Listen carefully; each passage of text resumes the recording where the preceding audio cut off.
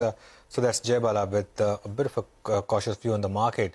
Gautam Duggad is head of research at Motilal Oswal. He's now joining us from the sideline of that conference. It's supposedly one of the big conferences happening now. Huge participation, like we had discussed with Gautam. Gautam, hi, good afternoon. So how have the first couple of days been, and what's the feedback on India? Because nothing is stopping Indian market. It's clear. I mean, the market almost has no fear of what the Fed might do. Hi, Anuj. Good afternoon. The context in which this conference is happening, obviously, we all know India has outperformed significantly despite so many headwinds thrown at this market. In fact, the theme of our conference, the Diamond Decade, is very amply reflected in the presentations that various CEOs have made. We have 15 CEO tracks. 12th one is ongoing. We have 3 more.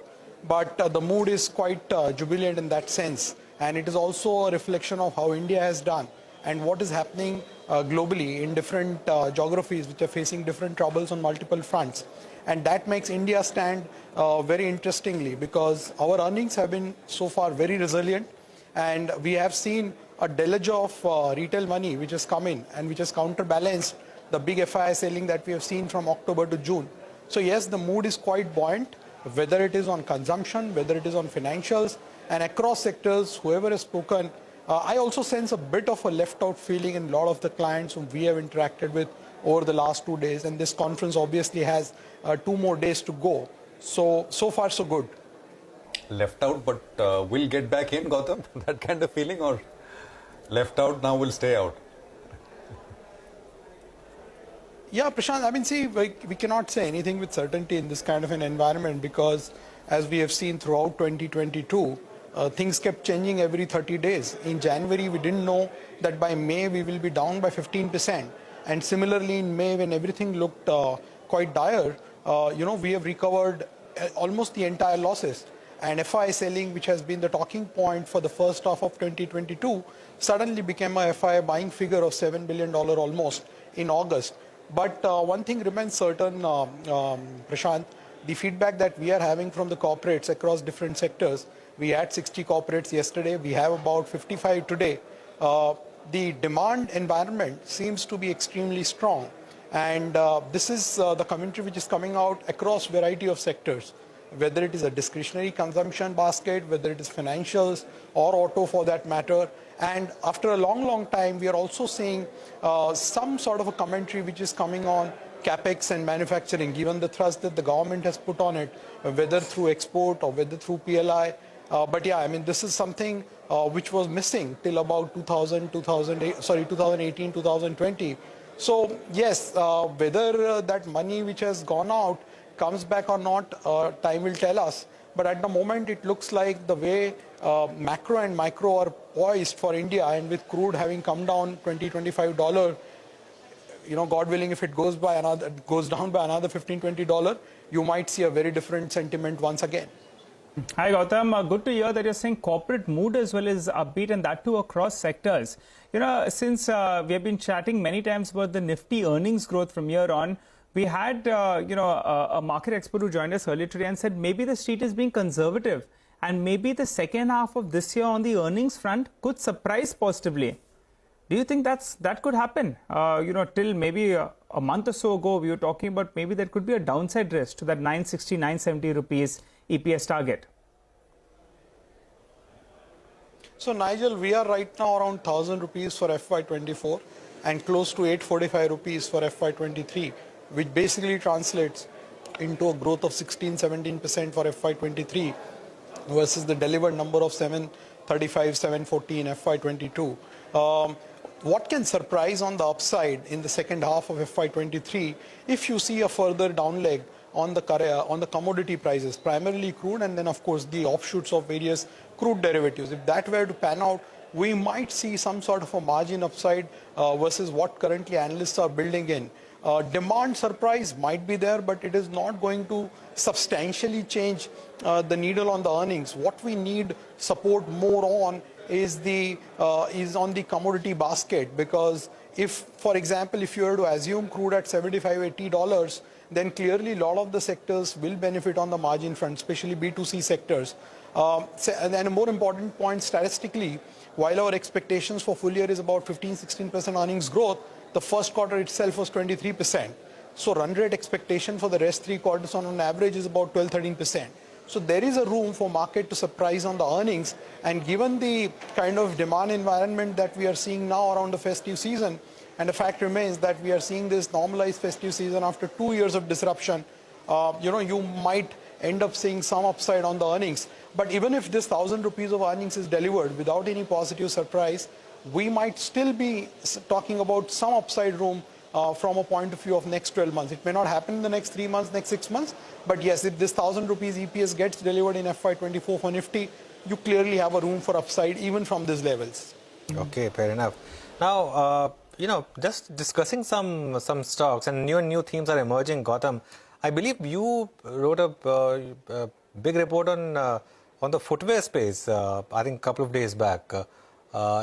Is that a space which is generating a lot of interest? Indeed, in fact, as we speak, there is a CEO track of Metro, which is going on in the ballroom. What we are excited about is the room for growth which is available for the organized footwear space. And this is not a 1 year or a 2 year story. This is a next 3-5 year story. Secondly, aspiration levels are quite high, and the Trend CEO during his CEO track today reflected well on it, that if you compare the consumption environment today in India versus 5 or 10 years back and not too far back, you would see that one defining change that we are seeing is the level of aspirations across cohorts of age and cohorts of income levels. And that is what is fueling the lifestyle as well as discretionary consumption environment in India. So be it jewelry, be it adhesives, be it paints, building materials, footwear, apparel, you are going to see multiple years of growth in a lot of these spaces. However, one thing I want to caution is that some of the stocks have seen a very significant up move already. So somebody who has a very short-term view may not find the space very attractive. But somebody who has a 3 to 5 year view, I think there is enough room for compounding in some of these stocks. And footwear obviously is one of that sub-themes on lifestyle consumption, where we have initiated coverage on Metro and Campus with a buy rating. When you say 3 to 5 year view, you mean that you should be ready to own them for those many years, right? Because that's what you mean, right, Gautam? If you're buying them now after the run-up. Yeah, of course. Is there? Do you sense a general lack of? You mentioned that left out feeling, general lack of paucity of not compelling ideas, but because of just the value of these footwear stocks, right? I mean, by your own estimates, they are all now, many of them are between 40 and 50, 55 times earnings. So they're not cheap. And is that a common theme across the board? And how are investors dealing with that? Are they going down the market cap curve? So what's the solution to that? The shortage of ideas in that sense. Yeah. So Prashant, valuation has very rarely been a comforting factor in India if you talk about consumption stocks in particular. So anybody who has to look at a high quality consumption idea in India, whether from a 1 year perspective or a 3 years perspective, valuations are obviously going to present a challenge. And therefore, I take a lot of support from the history. If you had spoken about Titan 10 years back when the price was 300, even then the stock was an expensive stock on a 1 year forward PE basis. But here and now, 10 years later, the same stock is trading 9x higher and it's still an expensive stock.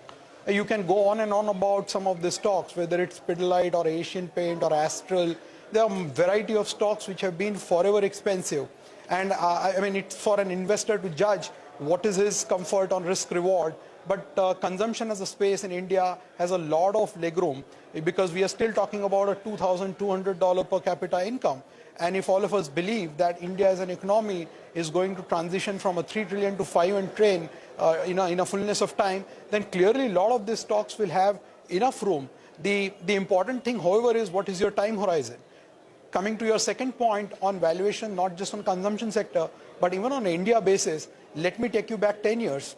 So if you look at the last 10 years of performance, MSCI emerging market has been flattish, a 0.9% CAGR, whereas MSCI India, which has been an expensive market to begin with, has given about 12% compounding return. So what it has done is the valuation premium that India has versus emerging market has expanded from 50-55% to around 112%. And I think given the kind of opportunity that India offers in a world which is plagued by so much of geopolitical headwinds, valuations are not going to come down in a hurry is my view. And therefore the investors may have to stretch their time horizon if they still want to compound money from where they are. Otherwise, of course, sometimes markets will go up, sometimes the markets will go down. Gautam, what about IT? The problem with the Nifty right now is what's preventing us from hitting those fresh all-time highs is that 16 to 18% of the index is struggling. That's the IT index. The index itself is 20% lower than what it was at the start of this year. What's the feedback you're getting on IT? Is there still investor interest? And also your view on the sector from here on. More pain ahead, or do you believe we're coming to that level where it's giving a bit of a re-entry opportunity? So we've been positive, Nigel, on IT for last 3 years. Of course, it remains a fact that this year it has not worked. 2020 and 2021, it has outperformed significantly. Where are we driving comfort in IT is purely the quality and quantity of the free cash flows and the returns that they provide to investors through dividends and buybacks. So I don't know if I had mentioned this point in our earlier interaction, but if you look at the profitability of top 5 IT companies between 2015 to 2022 and add it up, it comes to about 5 trillion rupees, out of which they have returned to shareholders 3.8 trillion through buyback and dividends. So that's a cumulative 78% payout ratio for top 5 IT companies put together over 2015 to 2022. In the history of Indian capital markets, there is no such parallel in terms of both percentage and absolute amount of capital which has been returned. The problem with IT sector, however, is it's a global sector and therefore always vulnerable to what is happening in the near term in the global economy. And there we all know there is a problem on the big markets like US, where talks about slowdown, recession, Fed rate hikes are obviously mudding the field for the IT in the near term. So we are keeping the faith. We have about 200 basis points of an overweight, but our entire overweight and entire allocation in IT is towards large cap. We have zero allocation towards mid cap IT because there the valuations clearly are at a multi-year premium, and we have seen in the last 15 years, every 3 years, mid cap IT goes into a premium and a discount. Whereas investor interest right now, as one would imagine, has moved away a little bit from IT towards banking, because banking has come back into the reckoning after 2 to 3 years of underperformance, and which is also amply reflected in the relative outperformance of banking index by almost 38% YTD in CY22 versus IT index. Okay, Gautam, I know you have to rush for your conference, but just one point I wanted to understand from you on cement, because right now the market just wants to sort of make assumption on what is the next company on the block. Almost every sector, every stock is being bid up. Your view here? So, Anuj, I have two different views. On business, we are quite positive. From a near-term stock price movement and valuations, we are no longer comfortable now because we have seen a huge run-up in some of these names. In fact, some stocks are trading at $300, $350 per ton on EV basis, and EV EBITDA 32, 33 times. So clearly, this sector is going to see a lot of action because of the corporate actions that we have witnessed in the last 2-3 months. Capacities will go up. Consolidation will be the name of the game, and we in fact have published a report, quite a detailed report on consolidation theme in cement just day before yesterday. So yes, we do expect a lot of action there. Maybe stock returns may not necessarily be commensurate with the news flow and action from here on, is what I believe. Okay, all right, Gautam, thanks so much for joining in. Wishing you a good conference and appreciate you joining in.